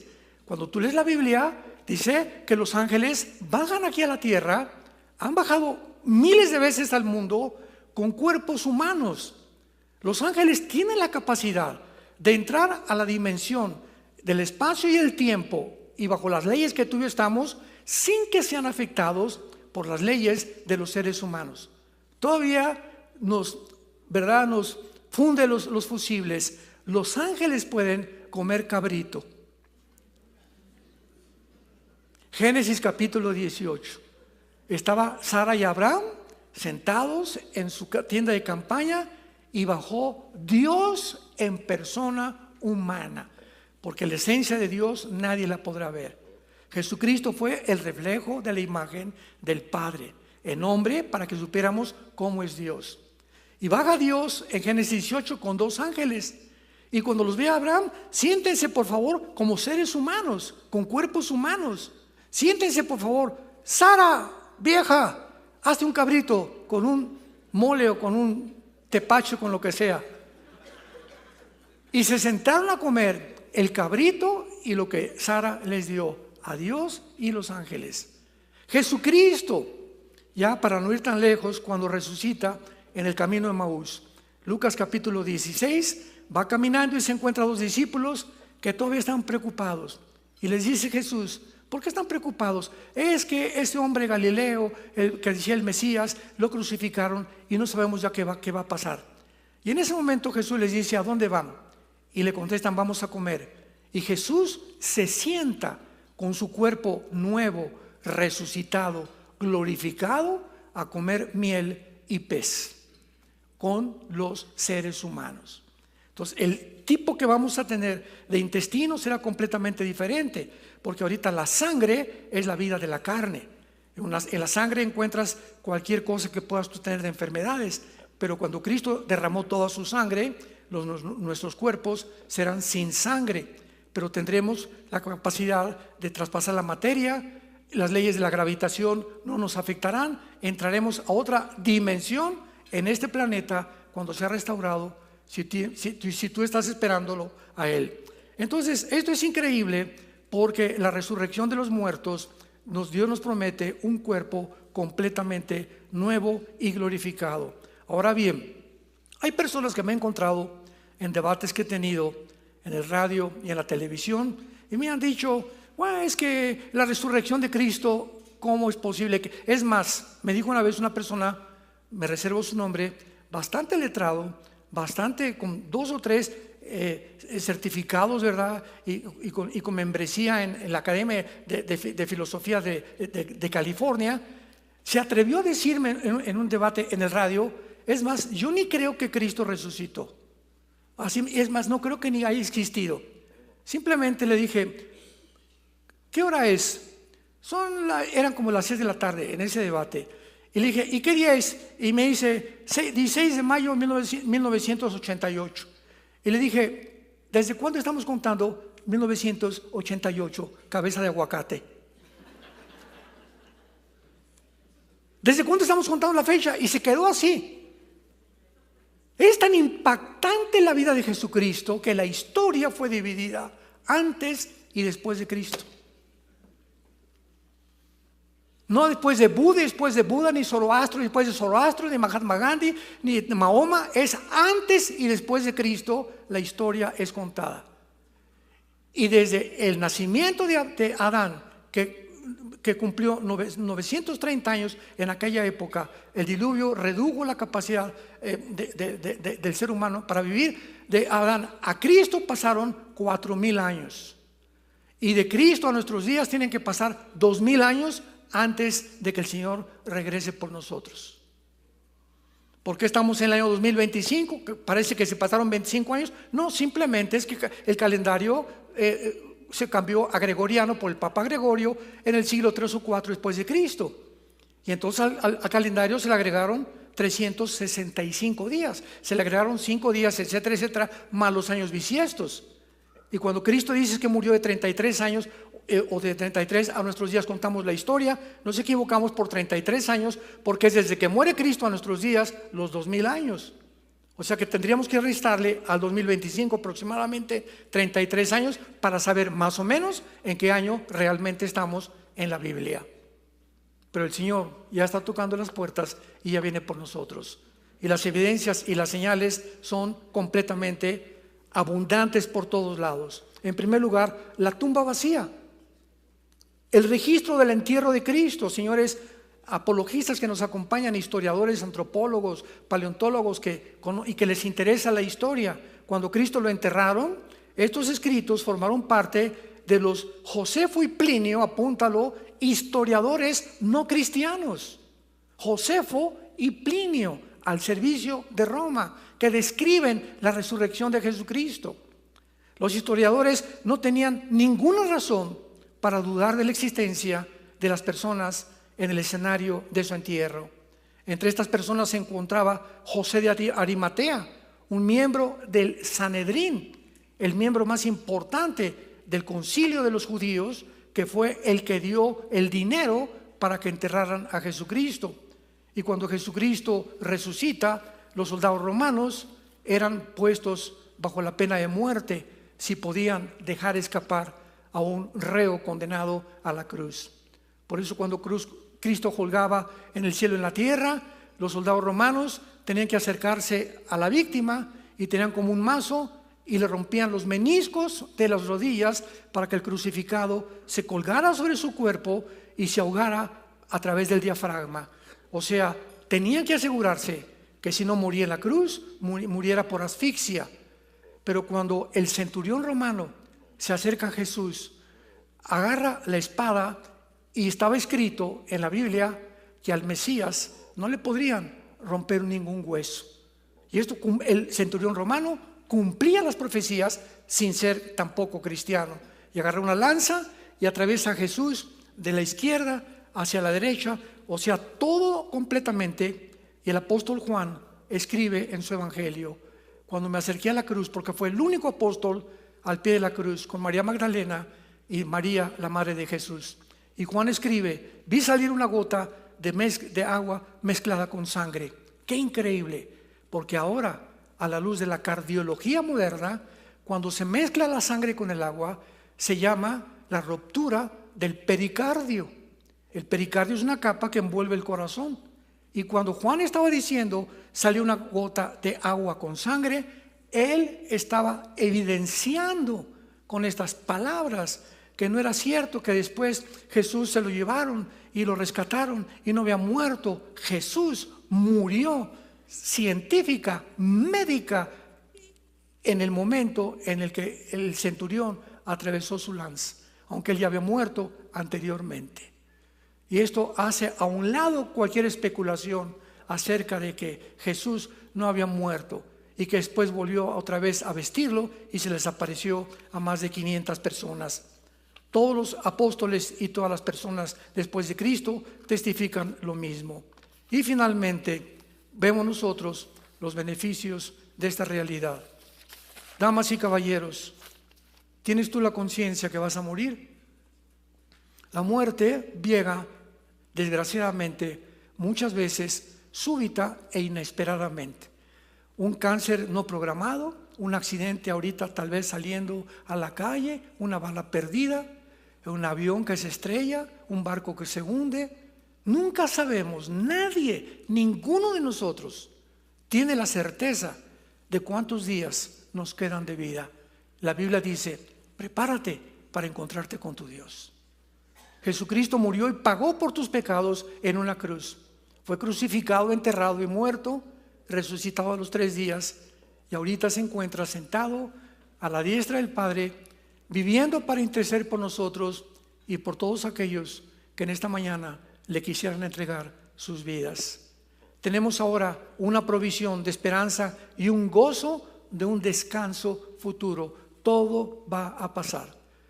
Tus lágrimas, tus sufrimientos, las traiciones que hemos recibido, las persecuciones, todo lo que hayamos padecido en esta vida, dice la Biblia, no es comparable con el gozo que se va a manifestar después de la muerte a los que siguen a Jesucristo. En segundo lugar, nos recuerda que somos residentes temporales. Todo se tiene que acabar.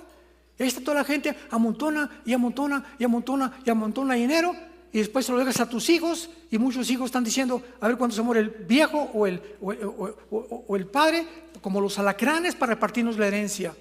Y si tú te mueres y les dejas a tu casa 5 condominios a tus hijos y no les dejas a Jesucristo, los has dejado para que se echen a perder igual que tú. Pero si tú mueres sin nada y tus hijos recibieron a Cristo, tienes la garantía que tus hijos los vuelves a ver y ellos a ti en el cielo. Y por último lugar, nos provee una motivación para vivir vidas santas. El santo no es aquel que hizo milagros y lo tienen que canonizar. Si tú lees todo el Antiguo Testamento, a los santos de Éfeso, a los santos de Galacia, a los santos de Filipos, la Biblia nos llama ya santos en vida, porque la palabra santo no significa bueno, viene la palabra agios, que significa apartado para el servicio de Dios. Cuando tú recibes a Cristo, Dios ya te apartó para que la corta vida que tienes la dediquemos a Él. Si no es enteramente y 100%, para que ahora Él sea el centro de tu vida, de tu familia, de tu matrimonio, de tu trabajo y de tu destino. Sean santos porque yo soy santo, dice el Señor, y sin santidad nadie verá a Dios. Quisieras venir en esta mañana a la cruz. No te invito a ninguna religión, te invito a una cruz de un hombre llamado Jesucristo. Quiere tener una relación contigo viva, dinámica, orgánica, porque Él vive por los siglos de los siglos, para que al salir de este lugar tengas la esperanza que vamos todos a volver a vivir. Oremos.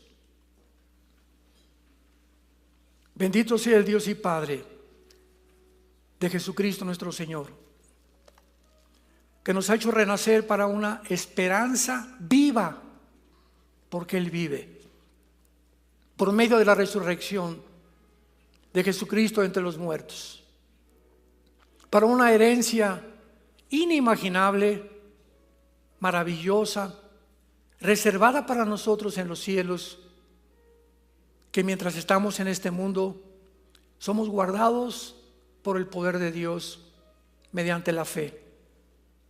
Nuestra fe tiene que ser probada como se prueba el oro y la plata, para que una vez refinada podamos gozarnos para la alabanza de la gloria de Jesús, a quien amamos sin conocerlo, sin saber cómo es, pero que a través de la Biblia nos gozamos con gozo inefable de saber que Él vive en nuestro corazón, que ya no estamos solos y que sus palabras son estas: nunca te dejaré, ni tampoco te dejaré solo, porque seré tu pastor todos los días de tu vida, y aún después de esta vida continuaré pastoreándote, mostrándote la salvación, el camino de la verdad, de la justicia y de la paz. ¿Qué tengo que hacer? Me preguntarás en este momento para tener la seguridad que cuando yo muera vendrán los ángeles por mí y tener completamente la garantía que he sido salvado, salvada por la gracia de Dios. Número 1, la Biblia dice: arrepiéntete de tus pecados. Arrepentirse significa reconoce que estás en un camino equivocado, que nadie tiene las fuerzas de cambiar de vida, de dejar drogas, de dejar homosexualismo, de dejar de robar. Nadie tiene las fuerzas. Las prisiones no cambian tampoco a nadie. Solo la gracia de Dios en Jesucristo, entrando a tu vida, te dará el poder de dejar las cosas que antes amabas para que ahora seas santo en toda tu manera de vivir. Arrepiéntete de tu vida.